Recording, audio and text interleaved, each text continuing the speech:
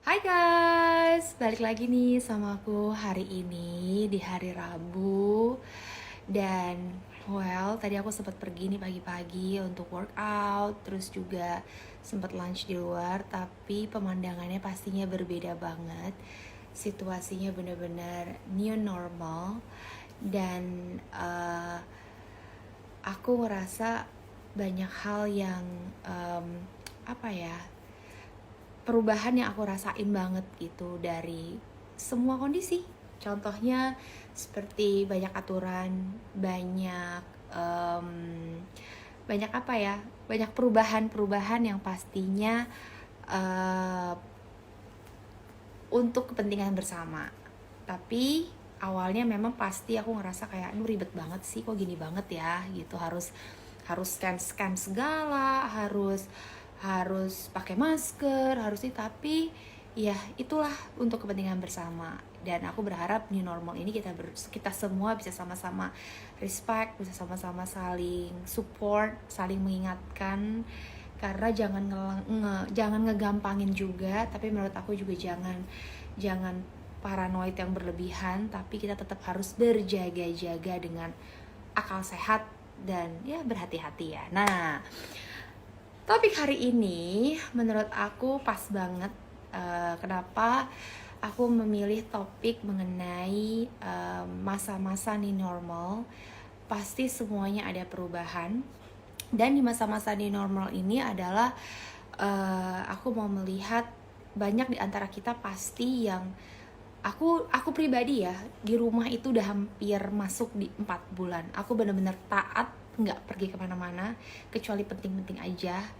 Dan perginya pun mungkin nggak lebih dari 1 jam mungkin. Dan bahkan ke supermarket aja aku bisa jarang banget, lebih banyak suami aku atau supir.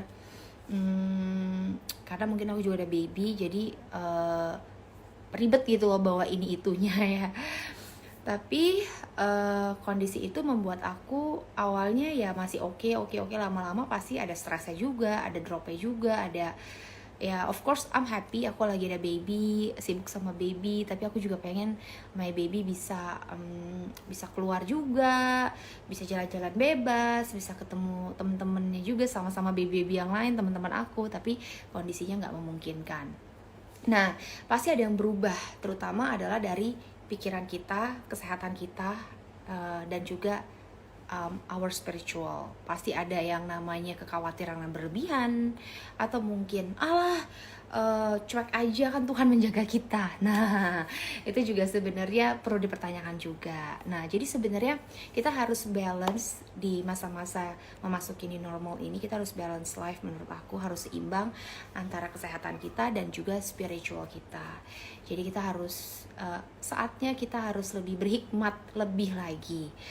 Nah, narasumber aku yang satu ini adalah beliau seorang yang menurut aku sangat-sangat bisa memberikan kita informasi-informasi yang bisa kita pelajarin bersama. Kenapa? Karena beliau nggak hanya dari sisi spiritualnya aja, tapi juga seorang profesional dokter yang beliau juga sama-sama bekerja, sama-sama keluar rumah juga, pasti ada rasa was-was.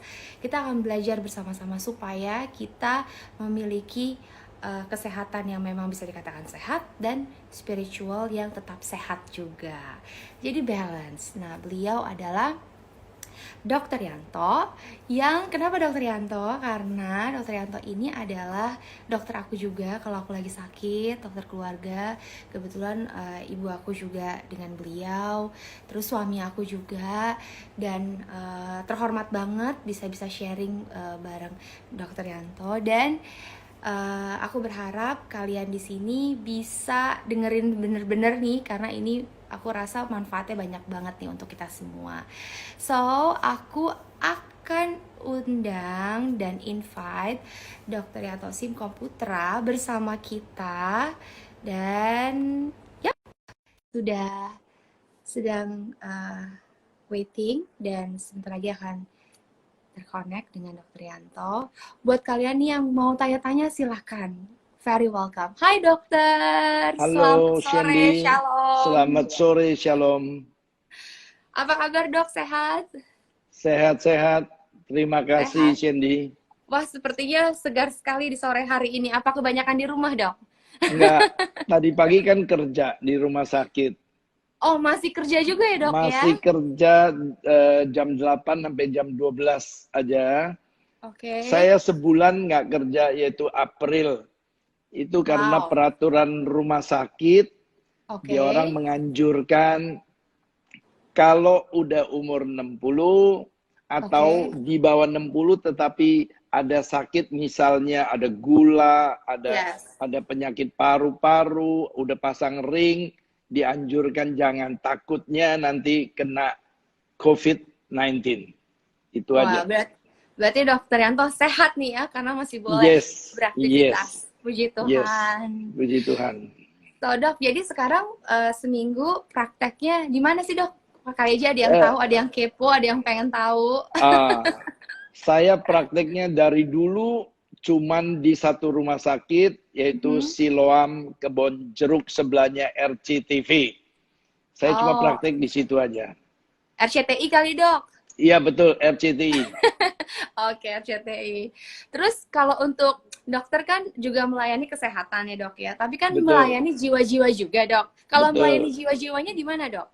Di gereja GBI PRJ yang di Kemayoran dengan 9 cabangnya. Salah satu yaitu di Intercon juga ada, di Oh, Saint Moritz juga ada. yang pernah aku datang juga ya dok ya waktu itu ya. Betul, betul, Iya, betul. iya, iya, Terima iya, kasih iya. Sandy sama David yang sudah datang. Sama-sama dok. Jadi sekarang semuanya serba virtual ya dok ya untuk saat ini ya. Betul, betul. Belum tahu sampai kapan ya dok ya. Ya, saya rasa lama loh, bisa 4-5 tahun saya rasa. Oh really dok ya? Iya, Jadi empat gimana lima dok? tahun. Karena Mhm. gini, Sandy, memang semua negara mengklaim dia sudah menemukan vaksin. Betul. Biasa itu publicity, pencitraan semuanya supaya dikenal Countdown. orang. Nah, Oke. tapi berdasarkan pengalaman saya, karena saya bikin PhD juga bagian virus, maka saya tahu bahwa nggak gampang vaksin itu diketemukan. Vaksin itu harus efektif. Vaksin itu sebetulnya gini, vaksin itu adalah kuman yang dilemahkan. Makanya kalau Sandy suntik vaksin, nggak boleh dalam keadaan meriang atau daya Ya, tahan tubuhnya turun. ya, Malahan bisa kena penyakit COVID-19.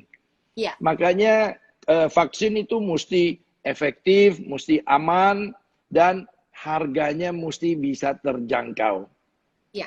Makanya dugaan saya makan waktu 2 tahun lagi baru diketemukan. Lalu pabrik membutuhkan waktu 1 sampai 2 tahun untuk memproduksi. Jadi Hmm. saya perkirakan 4-5 tahun lagi vaksin itu baru ada. Dan nanti akan ada problemnya. Vaksin kan mesti 3 kali. Tiap Hmm. bulan sekali. Betul. Berapa harganya? Saya Ya. duga vaksin itu harganya mirip mirip kayak barang elektronik. The first year Oh iya, mahal. ya. The second year mungkin turunan 50%. The third year mungkin getting cheaper lagi. Baru bisa Sehingga harganya merakyat ya dok ya. betul, betul, betul. A big Wow, problem terus terang. big problem terus terang. Ya, Dok, kalau kita ngomongin semua generasi, all generation, semuanya pasti saat ini yang sehat, yang kondisinya sehat pun menurut aku juga jadi sakit. Sakitnya dalam arti mungkin bukan fisiknya dok, tapi pikirannya juga bisa dok, ya. betul, Serba betul. worry, serba nggak tenang, serba, you know, everything semua berubah dari segi bisnis, dari segi gaya hidup, pola hidup, lifestyle, family juga. It's good untuk ketemu setiap hari kan dok ya, tapi ada juga yang ketemu Betul. setiap hari juga berantem gitu kan dok. It's so many things gitu ya dok ya Ya, yang terjadi gitu selama masa-masa karantina hampir 4 bulan ya di Indo ya dok ya di ya. Jakarta terutama gitu dok. Hmm. Dan menurut aku saat ini new normal pemerintah melakukan sesuatu yang bisa menyelamatkan sebenarnya banyak perut orang juga, Dok, secara financial. Walaupun sebenarnya dari segi kesehatan, dari segi kondisi yang seperti dokter bilang, dunia bisa bilang sudah ada yang terbebas, sudah ada yang menurun, sudah ada, tapi sebenarnya we don't know itu bisa ada yang garansi. Semua serba ketidakpastian, ya Dok ya. Ya. So, tapi hidup kan harus berjalan ya Dok ya. New normal akan memang sudah kita hadapi. Kayak tadi aku sempat workout, terus aku sempat stop by untuk makan sebentar, dan ya it's beda gitu, yang kita masuk mall kayak mau masuk ke konser gitu Dok. Ya kan? Kita harus tidak pandang bulu, tidak pandang siapa kita, ya kita harus scan handphone, terus juga harus pakai masker. In this situation, kira-kira gimana Dok? Tidak ada jalan lain ya. Saya rasa semua negara have the same problem. Yaitu mau nggak mau, kamu lihat deh, negara yang di lockdown atau semi lockdown atau bahasa Indonesia PSBB, kalau dilonggarkan, maka penularannya akan luar biasa. Lebih Kita parah lihat, lagi. Cindy, dulu Indonesia cuma 400-500, sekarang rata-rata 1000-an. Di Amerika lebih mengerikan lagi, sejak demo besar, sekarang rata-rata 150.000 tiap hari loh. 150.000. Setiap hari ya? Iya, setiap hari loh yang kena. Can you imagine 150.000 itu menularkannya gimana? Makanya saya pikir is a big problem buat negara-negara termasuk Indonesia ya. Ya, itu memang menyangkut low education, menyangkut asuransi. Kenapa di Amerika bisa begitu banyak? Karena asuransi approve. Indonesia kan nggak approve. Indonesia cuma rumah sakit rujukan baru dapat free of charge. Kalau rumah sakit swasta kan you mesti bayar. Dan nggak murah loh, Cindy. Rapid test aja mau bisa ya between 350.000 sampai 500.000 itu rapid test yang accuracy-nya cuma 70%. Nah, kalau yang mau accuracy-nya lebih tinggi itu swab test, yaitu diusap lebih nggak enak. Itu it takes 2,5 sampai 6,5 juta, tergantung variasi, itu 1 sampai 3 hari loh baru dapat hasilnya. Jadi PSBB is a big problem. Kalau you lakukan, ekonomi hancur. Kalau you nggak lakukan, penularan jalan terus. Ya, itu big issue-nya. Mau nggak mau, sekarang saya lihat sih, is up to you. Jadi, kita mesti jaga diri kita sendiri. Yaitu sering cuci tangan, pakai sabun, minimal 20 detik, lalu pakai masker, lalu tempat kerja atau tempat mall, orang mesti sediakan physical distancing 1 sampai 2 meter. Dan lalu orang harus lakukan penyemprotan loh. Jadi memang kita itu namanya new normal life. Jadi memasuki normal life ini, kita mau nggak mau, kita mesti hadapin ini. Dan at least until vaksin diketemukan. It takes, dugaan saya, 4-5 tahun. Wow, berarti intinya semuanya ibaratnya sadar diri aja ya Dok ya. Kalau memang harus keluar, betul, situasinya ya ini yang memang harus kita hadapi, kita nggak bisa berbuat apa-apa. Betul, betul. Daripada benar-benar tidak bisa menikmati hidup sama sekali ya Dok ya, di rumah aja. Betul, betul, betul. Itu juga betul. bisa stres ya Dok ya. Sangat stres sekali. So Dok, kan sekarang kalau kita bisa bicara soal kesehatan di new normal ya Dok ya, saat kondisi saat ini, orang juga sekarang ke rumah sakit juga worry gitu loh Dok. Betul. Mau bilang cuma sakit flu atau radang tenggorokan, nanti dikira gimana? It's everything kayak serba salah gitu loh Dok. Sensitif. situasi saat sekarang gitu loh dok. Tapi Betul. menurut seorang dokter, memang kita harus ke rumah sakit kah? Atau memang just stay at home gitu dok? Kalau saya akan pilih rumah sakit yang seaman mungkin yang mana. Nggak semua rumah sakit itu oke. Ya, Ini pandangan saya ya. Tolong maaf kalau rumah sakit ada yang merasa tersinggung. betul. Gini, semua pasien pada takut masuk ke rumah sakit. Yes.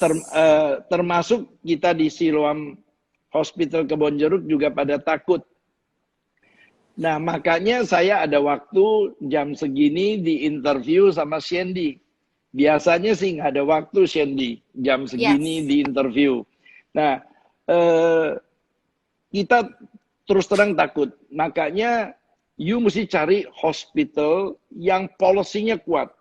Yaitu, pokoknya kalau ada COVID-19 nggak bisa dirawat. Itu salah satu rumah sakit tempat saya kerja. Jadi problemnya gini. Problemnya kalau jadi gini, sorry dok. Jadi ada ya, rumah sakit yang memang tidak menerima pasien COVID iya, gitu ya dok ya? betul. Itu Oh, antara lain Siloam Kebonjeruk tidak bisa terima pasien yang COVID-19. Ya, oke. memang dilihatnya nggak enak, tetapi on the other side lebih aman masuk rumah sakit yang begini. Tetapi problemnya occupancy rate-nya jadi rendah karena separuh lebih pasien kita fever, ada sedikit batuk, dan mereka harus di rule out dulu baru boleh masuk rumah sakit. Dan untuk rule out at least 1-2 juta you mesti spending. Wow. Tapi aman. Jadi buat kita yang masuk rumah sakit feel aman. Feel Ya. aman ya dok Dan ya? iya, betul. Dan kita dokter yang merawatnya juga aman. Karena dokter yang di kita ya, yang saya bisa bilang cuma di kita, di Siloam Kebonjeruk every 2 weeks, you seneng atau tidak, darah mesti diperiksa, dicek ada nggak kena. Kalau kena nggak bisa kerja sama sekali. You mesti di-isolate 14 hari. Jadi kalau kondisi orang yang, ini juga menarik ya dok ya, kalau orang yang memang harus terpaksa bekerja seperti dokter ya dok ya, atau yang lainnya yang memang regularly mereka keluar setiap hari atau seminggu bisa berapa kali, itu baiknya memang kalau ada berkemampuan harus cek paling enggak 2 minggu sekali gitu dok? Betul. Baiknya? Betul. Kalau mau save ya, mestinya 2 minggu sekali you cek. Iya. Dok, kalau kondisinya seperti itu ya dok, banyak orang bilang, oh kita harus minum vitamin aja, imun, suntik vitamin C, suntik apa ya, banyak sekarang kan banyak tuh dok yang berjualan di mana-mana untuk imun, daya tahan tubuh dan lain-lain. Menurut dokter gimana? Itu diperlukan kah? Saya sangat setuju di pandemik COVID-19 ini. Memang kalau COVID-19 ini kita belum ada specific treatment. Artinya pengobatan yang 100% menyembuhkan tidak ada. It depends, karena ini virus, it depends on kita punya antibody, daya tahan tubuh. Makanya kenapa ada isu umur 45 ke atas nggak boleh masuk ke mall. Saya nggak tahu isu itu benar atau tidak. Jadi umur 45 ke atas sama balita di bawah 5 tahun nggak boleh masuk ke mall. Karena mereka dianggap sensitif kena COVID-19. Jadi karena itu saya anjurkan you mesti makan daya tahan tubuh, yaitu vitamin C.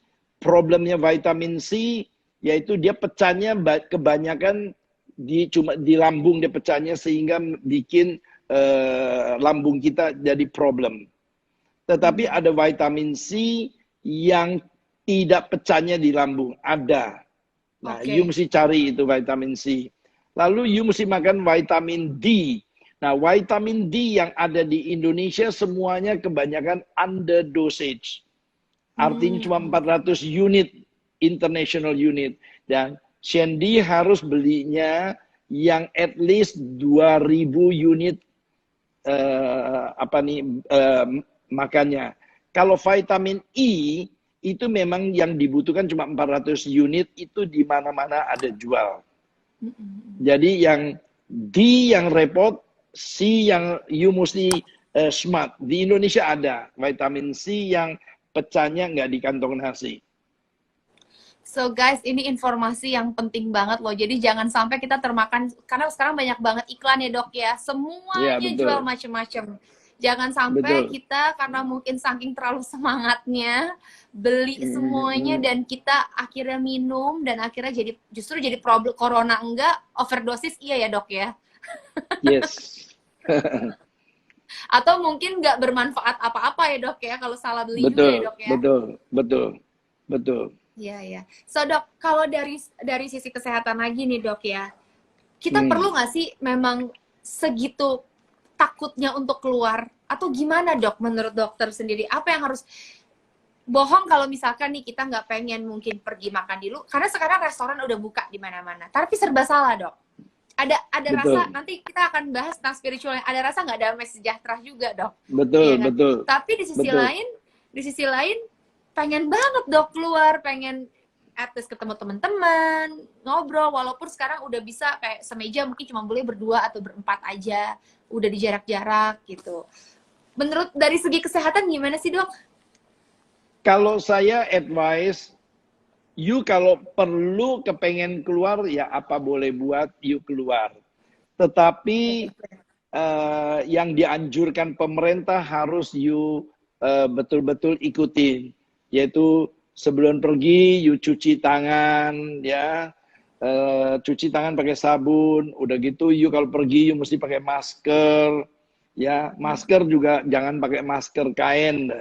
Kalau you can afford it, you pakai masker yang at least yang surgical mask punya. Itu yang kita dokter biasa pakai punya surgical.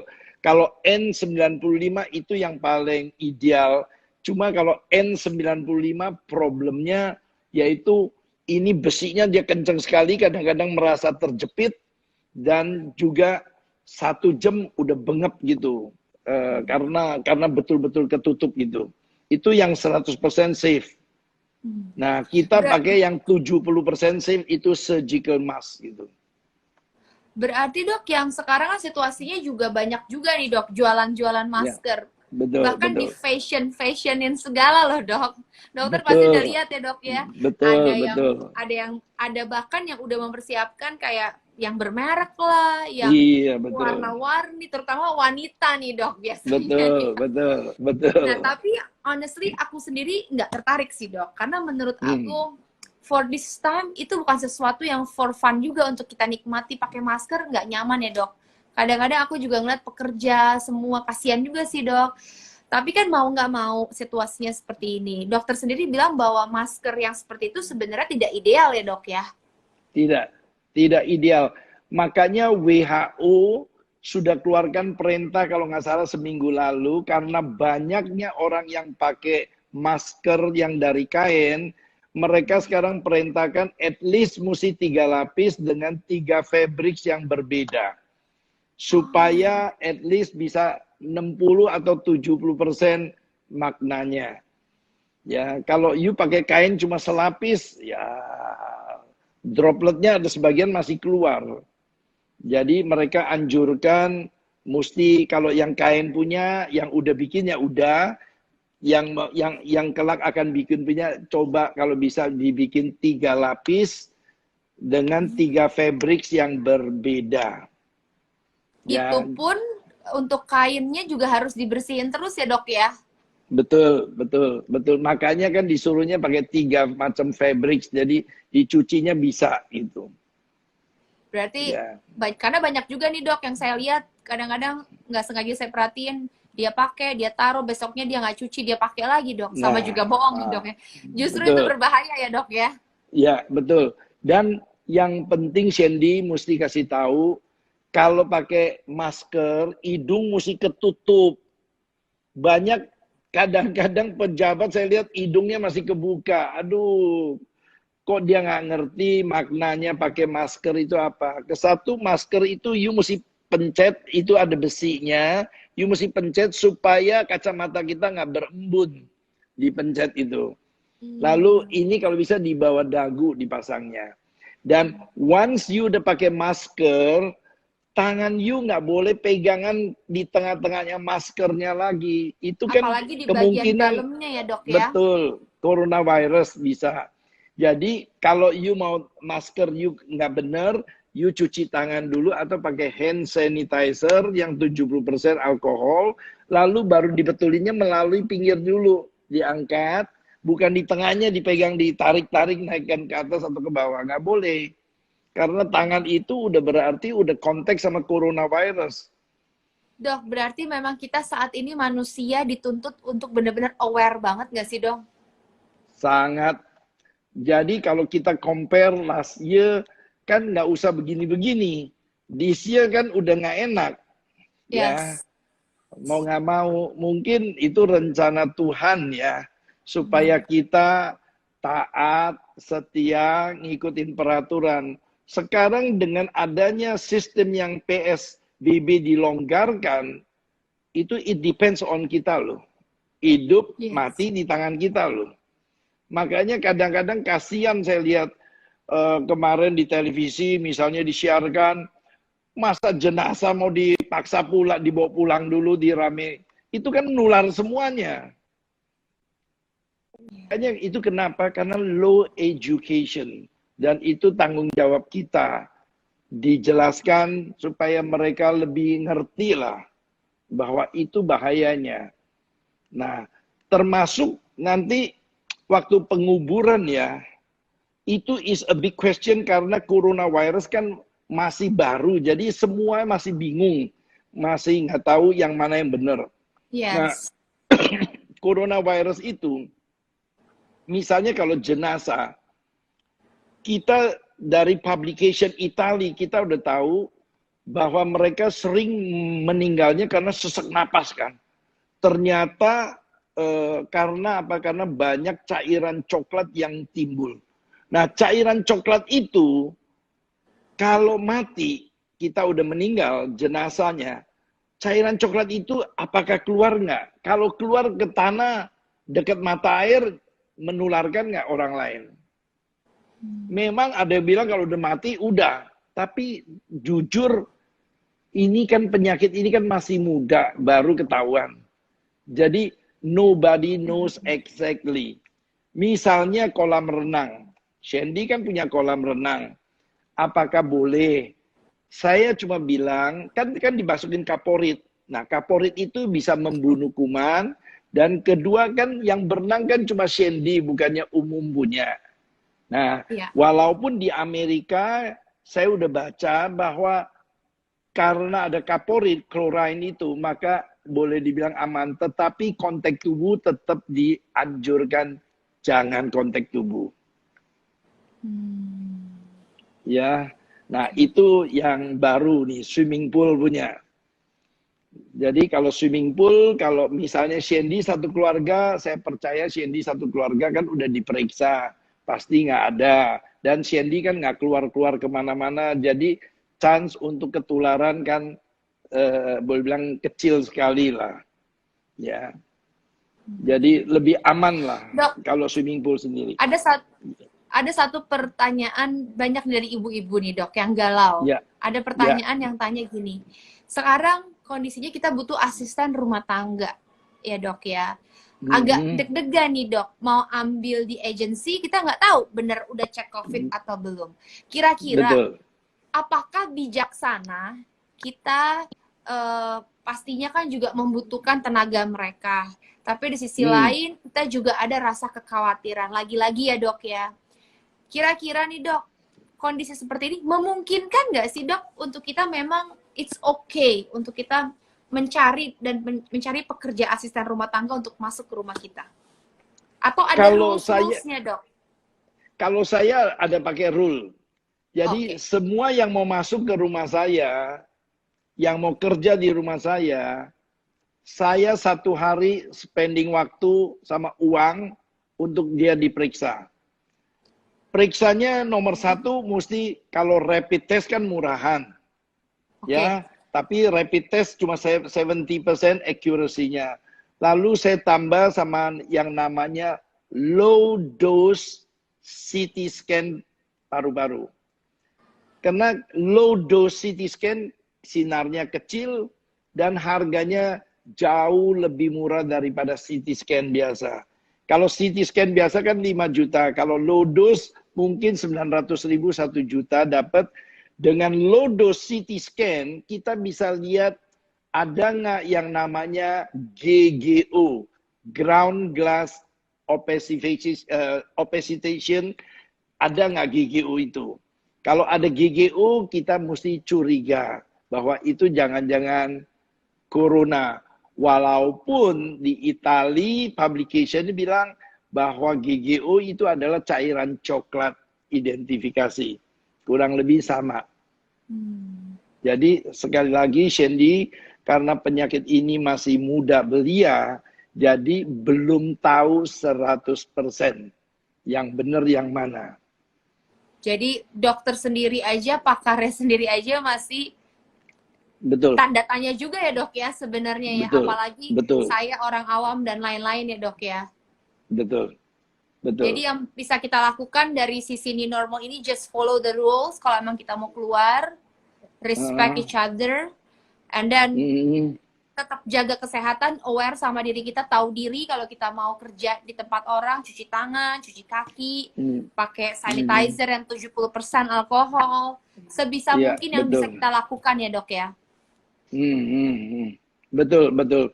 Pokoknya rule-nya itu kalau orang mau masuk ke dalam, you mau nggak mau mesti spending itu uang. Makanya saya beritahu kepada semua yang bantu saya di rumah saya, kalau kamu mau masuk kerja, saya baru mau keluarin uang tuh 1-2 juta. Tapi kalau kamu tiap hari pulang, saya nggak mau keluarin uang gitu. Kan ada pekerja yang pulang hari, you mana tahu ini hari you udah habis 1-2 juta, tahu-tahu dia pulang dia nepak sama orang lain. Besokannya kan you mesti periksa lagi yang benar aja kalau satu hari suruh spending begitu buat tenaga itu. Jadi saya bikin rule kalau you mau masuk at least selama COVID-19 you nggak pulang-pulang lagi. Oke, jadi harus memang very komitmen ya dok ya? Iya betul, betul. Kalau nggak berat lo, Shandy. Saya nggak tahu ya, kalau Shandy mungkin nggak berat. Kalau saya dokter bisa berat aja. Ya Shandy. Abis dokter pegawai di rumahnya 10 orang sih. Kan supaya Shandy nggak nunggu. Jadi kita pakainya banyak suster. Supaya nggak nunggu. Kalau pekerja saya mungkin 2 orang, kalau pekerja dokter 10-15 orang di rumah, saya juga bingung. Supaya Shandy kagak nunggu terlalu lama gitu, makanya kita adakannya banyak tenaga gitu, supaya waiting time-nya bisa dipersingkat gitu. Dok, aku mau tanya mungkin yang masalah kesehatan ini ya dok. Jadi sebenarnya kita perlu khawatir atau enggak sih dok kalau mau keluar rumah? Atau ya itu cuma itu aja gitu dok yang bisa dijelaskan. Iya. Sebetulnya kalau keluar rumah betul-betul seperlunya aja. Kalau artinya saya bilang kita benar-benar tidak bisa seperti dulu dong dok ya? Iya, memang. Itu kan makanya dipanggilnya new normal life. Kalau enggak bukan new dong, normal life aja dong. Kalau sama tahun lalu sama. Jadi bukan berarti kan, udah new normal life, boleh keluar besok janjian mau nonton, mau makan, halo. Nggak bisa, gitu. Cindy. Walaupun pakai masker gitu, enggak ya dok ya? Sayangnya nggak bisa ya. Sekarang mau nggak mau, you mesti follow the rule. Ya, you mesti masker, you mesti cuci tangan, physical distancing. Nah, paling tempat kerja lakukan thermal scanner supaya tahu kalau ada fever nggak boleh masuk. Ya, lalu kalau tempatnya mall atau ibadah itu mesti dia lakukan penyemprotan. It takes about 1 hour ya sekali semprot ya, supaya kumannya mati semua. Berarti di sini butuh kedewasaan semuanya ya. Jadi ibu-ibu yang mungkin cuma mau arisan, kita yang cuma mau jalan-jalan doang, mendingan di rumah aja tetap ya dok ya. Betul, betul. Betul. Dan yang terakhir dok soal kesehatan ya, aku mau tanya, gimana soal traveling? Masih jauh juga dok ya berarti, karena pasti kita semua banyak yang udah kangen traveling dok. Ya, memang Sandy, traveling ya, coba you bikin coronavirus itu adalah contact disease punya virus. Artinya kita pegang koran, kita misalnya COVID-nya positif ya, kita pegang koran aja, virus kita udah lari ke koran. Udah gitu, Sandy yang pegang, misalnya Sandy negatif, Sandy akan kena. Cuma makanya itu dipanggil contact disease. Nah, cuman dari situ aja nular. Karena apa? Kita kan kalau ngomong pasti dropletnya keluar kan. Cairan liur kan pasti ada, pasti. Ya, yang tengahnya ompong ya lebih banyak keluarnya ya. Ya, makanya memang berat ya. New normal life ini memang nggak enak, nggak gampang. Nggak bisa kita seenak-enaknya. Nah, traveling. Sekarang Sandy naik kapal terbang. Yes. Tempat duduk Sandy yakin sebelumnya nggak COVID-19 yang duduk. Kalau tempat duduknya itu COVID-19 yang duduk, sebelumnya passengersnya, berarti Sandy bisa kena. Selalu ada magazinnya. Sandy pegang magazinnya, Sandy baca. Sebelumnya yang baca itu COVID-19 punya orang. Sandy akan ketularan. Makanya kenapa di airline sekarang magazine nggak dibagi, semuanya nggak dibagi. Nah, lalu Sandy lihat, di dalam perjalanan, Sandy pasti ke WC. Iya. Sandy ke WC, tahu WC-nya airline, sempitnya bukan main kan. Pasti kesentuh kanan kiri dong, pasti kesentuh. Yes, yeah. Kalau itu bekas COVID-19 yang sebelumnya masuk atau 2 jam sebelumnya masuk aja, itu kan ketularan semua. Unless setiap orang yang udah masuk, stewardess-nya mau bersihin pakai alkohol 70%. Apakah ada nggak stewardess yang begitu? Makanya you mesti cari untuk minimizing. Makanya traveling sekarang udah nggak kayak dulu. Ya, traveling sekarang tempat duduknya, you yakin nggak sebelumnya itu bukan COVID-19? Yakin nggak WC-nya yang masuk sebelumnya itu COVID-19? Dan COVID-19 itu jeleknya apa? Banyak orang sehat. Ketua gugus tugas, si Doni, dia cerita bahwa yang menularkan justru yang OTG, orang tanpa gejala. Kelihatannya sehat, kelihatannya kayak Sandy sehat, saya sehat. Tetapi actually saya menularkan. Kan baru ketahuan kalau ada satu member di antara kita yang meninggal, misalnya baru ketahuan dia positif, baru kita kan diperiksa. Kalau nggak kita nggak pernah diperiksa kan. Yeah. Makanya berapa banyaknya orang tanpa gejala yang kelihatannya sehat, actually menularkan. Nah itu yang problemnya. Makanya kan pemerintah berusaha sebanyak mungkin orang diperiksa supaya ketahuan you positif nggak. Nah itu menyangkut budget negara ya. Budget negara ada berapa. Nah kalau kita ngarepin ya udah kalau kita can afford kita lakukan sendiri supaya kita yang aman. Itu problemnya, Sandy. Wow. So, berarti artinya nih dok, kedepannya kita belum tahu menghadapi hidup yang seperti apa ya dok ya. Sebenarnya new normal ini pesta pernikahan, pesta ulang tahun, artinya bukan berarti kita setelah dibuka semuanya kita bisa mengadakan hal-hal seperti, karena banyak juga kan yang nanya, oh tunggu dulu deh, tunggu saat PSBB lewat baru ulang tahun, walaupun misalkan semuanya pakai masker, disiapin sanitizer di depan. What do you think dok soal itu dok? Kalau menurut saya terlalu berani ya. Mungkin itu zamannya golden period itu udah lewat ya. Sekarang mau nggak mau kerumunan harus dicegah. Hindari. Pesta nikah mau nggak mau ya nunggu kan nggak tahu berapa. Ya udah bikin pesta nikah yang biasa aja. Cuma family member dengan masker yang bisa kumpul. Udah nggak bisa kayak dulu gitu.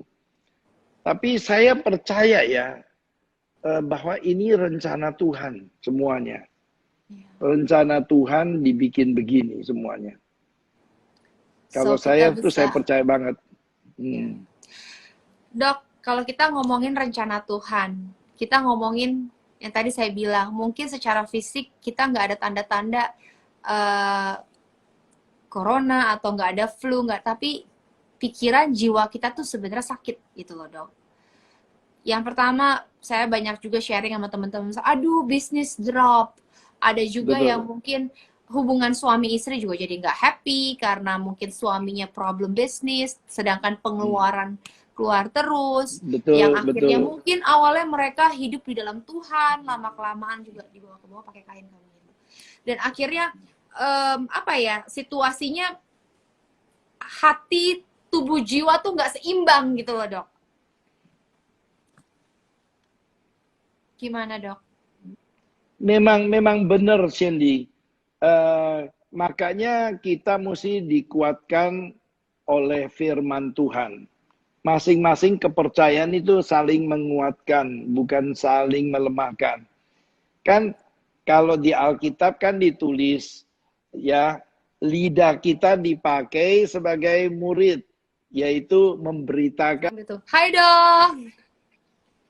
Halo, sorry tadi listrik mendadak, hujan nggak angin, toto mati mendadakan. Sorry sekali. It's okay. Kita mau ngomongin firman Tuhan tiba-tiba mati ya dok ya. Iya. Halo dokter, tuh udah bangun Halo, siang dia Clear. dok.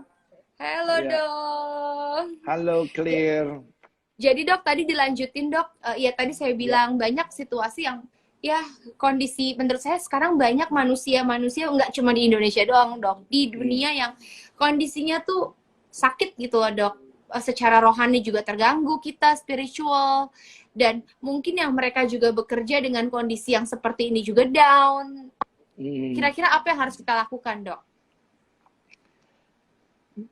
Nomor satu, kita mesti memberitakan firman supaya dia kuat kembali.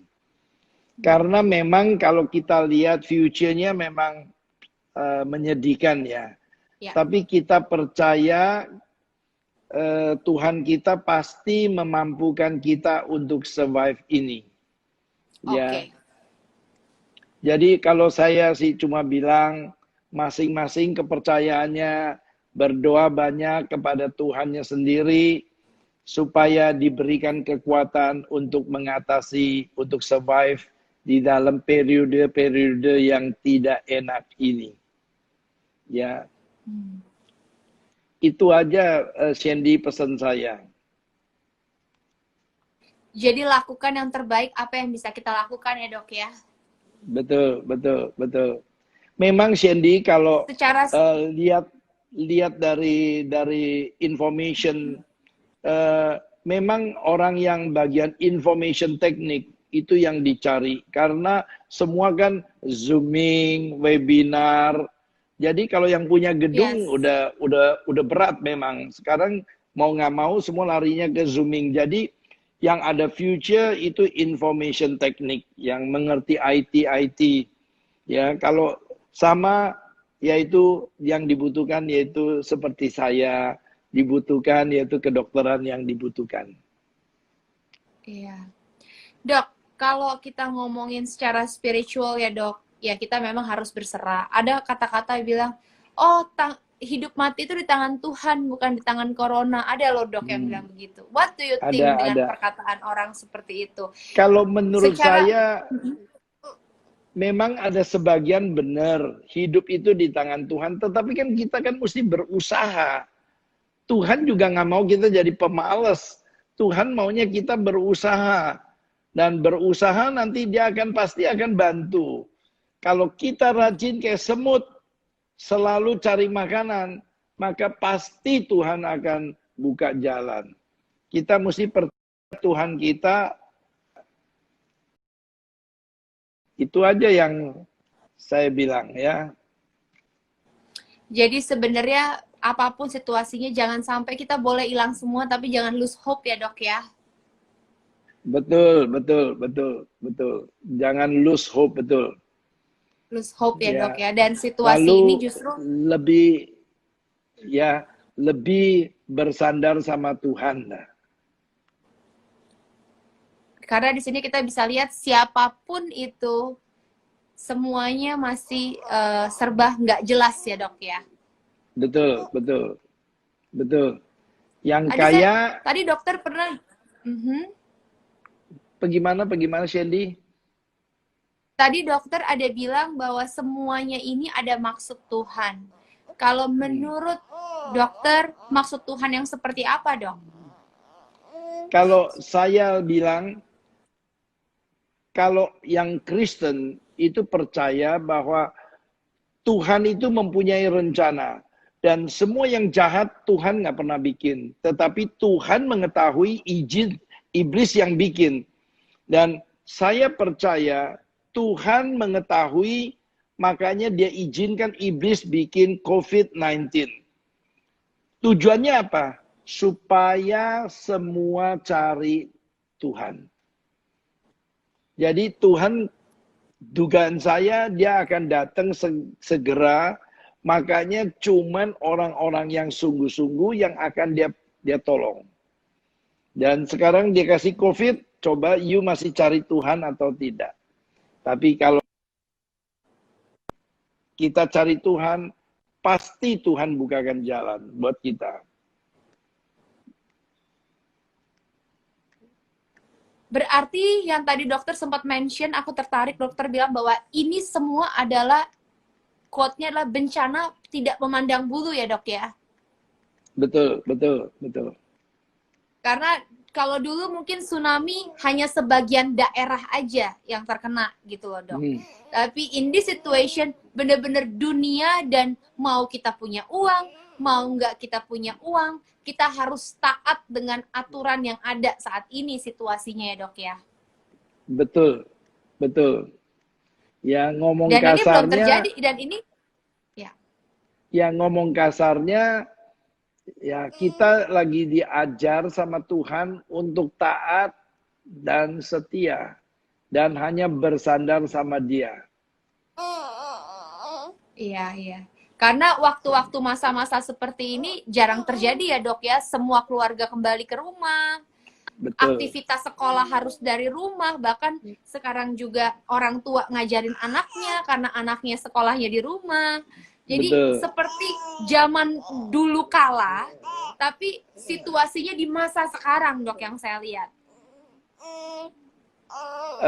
Shandy bilang punya semuanya benar, semuanya ngumpul. Saya juga bisa bayangin Shandy tiap hari ketemu David, ribut nggak ya?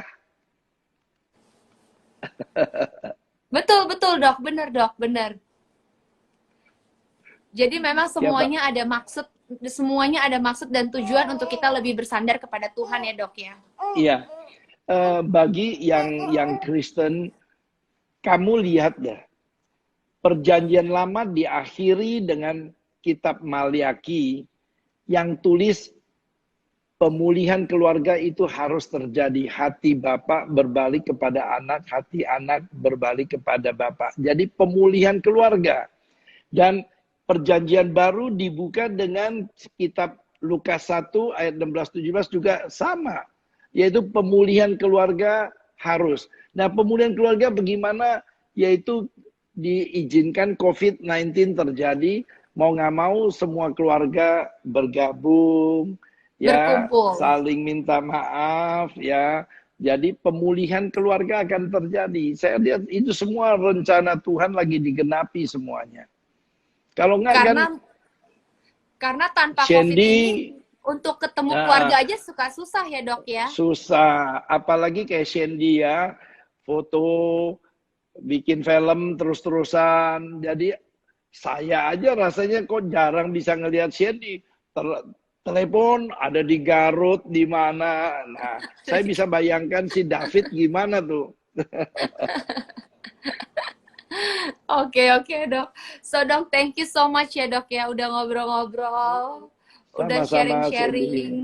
Saya berharap di Sama, sini my followers dari anak muda mungkin sampai orang tua, kita bisa take it serius untuk COVID, bukan main-main, tapi juga jangan sampai damai sejahtera dan sukacita kita juga hilang ya dok ya. Betul, betul. Karena segala sesuatu Tuhan izinkan untuk kita juga bisa menggunakan hikmat juga ya dok ya. Iya. Betul, betul, Sandy. Saya setuju sekali dengan apa yang Sandy katakan, yaitu pemulihan keluarga harus terjadi, ya. Tujuannya semuanya baik, yaitu supaya kita betul-betul yang kaya sekarang udah nggak kaya lagi, ya. Jadi supaya saling gotong royong, saling memikirkan, membantu orang-orang yang kekurangan lah. Supaya jaraknya tidak terlalu jauh lagi gitu. Ya. Jadi dari segi kesehatan, yes. COVID-19 menurut saya ya kalau lihat dari segi ini ya bagus ya terjadi. Cuman nggak enak karena kita kan namanya manusia kan nggak seneng sama perubahan. Kita udah biasa apalagi perubahan yang membuat kita menahan diri dalam segala hal ya dok ya. Betul, betul, betul.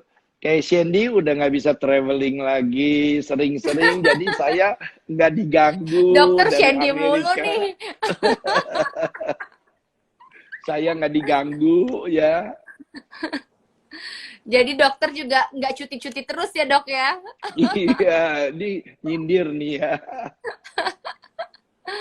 So dok, ada pesan-pesan nggak dok? Mungkin buat ya semua pendengar di sini dari segi kesehatan dan spiritual di akhir pembicaraan kita dok.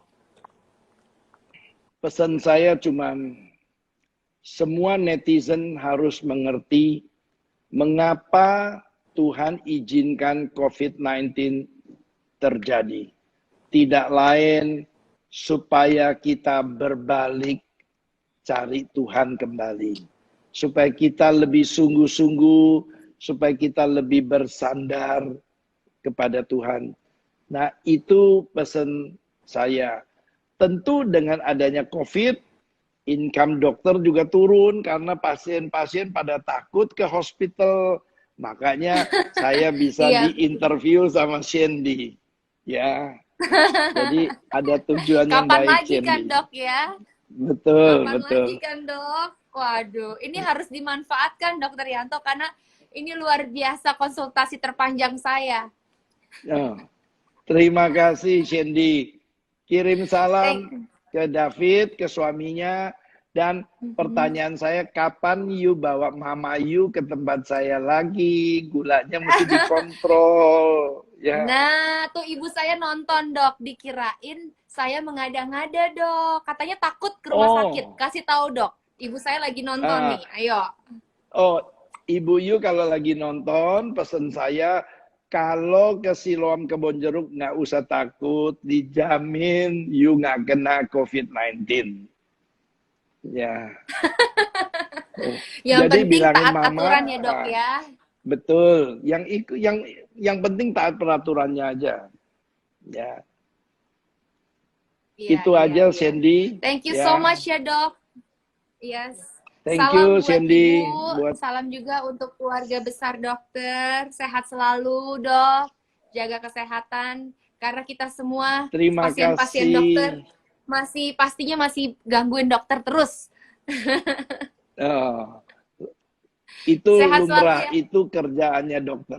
Ya, terima kasih. Tuhan memberkati Sandy semuanya. Terus bertumbuh pastinya gereja dokter di PRJ, GBI PRJ dan cabang-cabangnya. Semoga kita manusia-manusia ini bisa kembali, bisa beribadah di rumah ibadah masing-masing ya dok ya. Iya. Oke. Yes. Thank you dok. God Kirim bless salam you. ke si David maupun ke mama ya, Sandy. Yes. God God bless you you dokter. all ya. God bless you. Bye.